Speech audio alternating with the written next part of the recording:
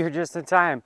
We're gonna do some trimming here for the winter, so I'll show you how this works. So what we've got here is the Dewalt 20-volt brushless pole saw. It's model number DCPS620B. Now that's a tool-only kit, which is what I bought. Now if you look close right here, it says that for optimal running, you'll want to use a 4 amp hour or larger battery. I did see online that the kit comes with a 4 amp hour battery. So here's a 4 amp hour battery that I have.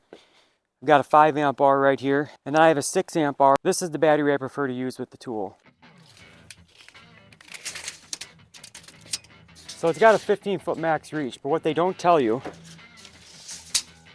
is to the top of the chain, to the bottom of the tool, it's only 10 feet.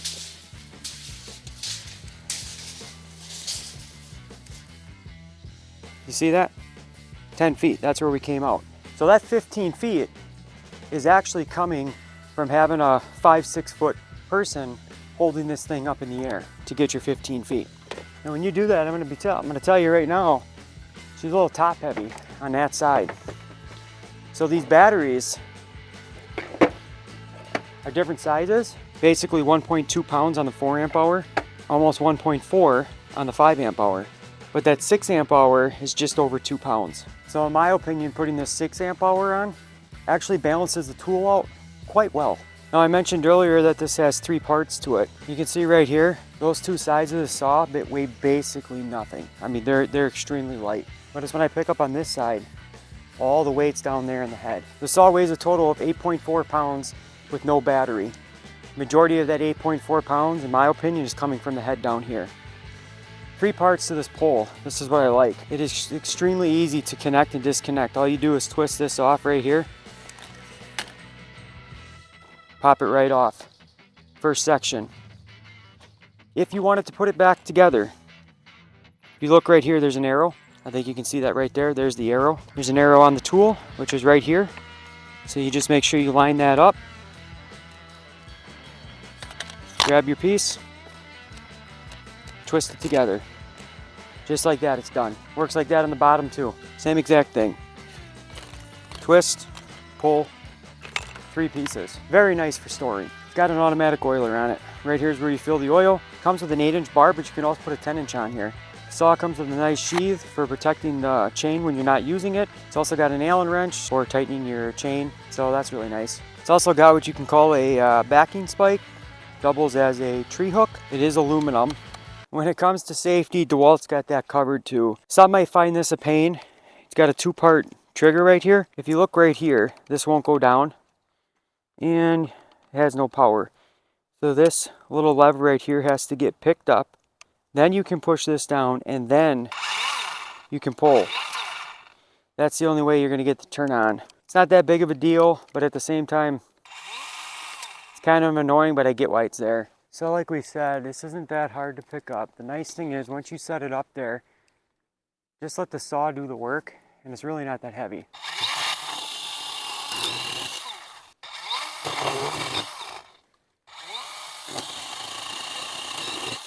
So I bought this saw for the main purpose is I've got a lot of tree branches that collect snow. I get a lot of snow down my back in the wintertime. So I'm trimming branches in my yard. But the other use that I'm gonna find very nice for this is deer stands. For all you hunters out there, can you imagine just take this thing out to the deer stand, trim away, and then come deer season, you're not gonna miss that big buck because you couldn't see it. All right, so now that I'm standing a little ways away, I think you can kind of see, you know, there's 2 ways that really help.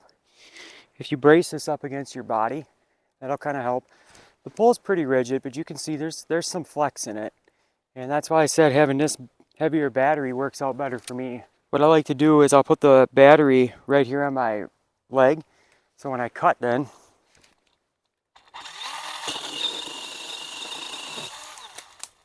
when the saw falls, I'm really just holding it like this instead of all the weight coming down. I cut for about 2 hours about 2 months ago, and for the first hour I wasn't smart enough to do this technique. Yeah, I was getting a little sore, but overall I'm extremely satisfied with this saw.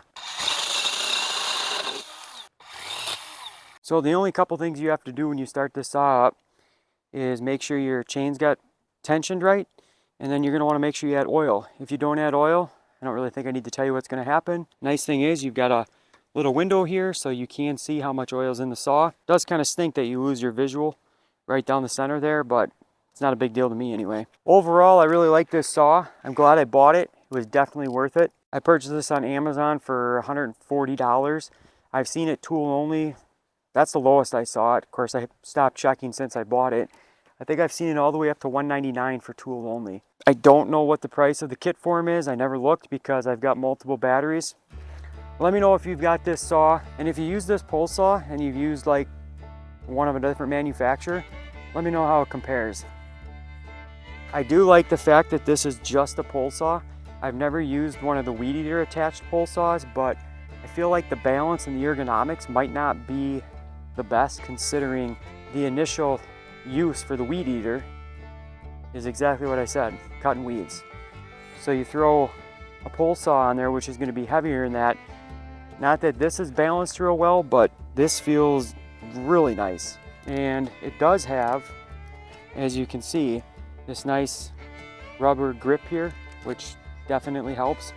You don't want to be putting your hand here. It's not a problem for me, but if you do, I could see how you may untwist it. Let me know what you think in the comments below, and until next time, thank you for watching.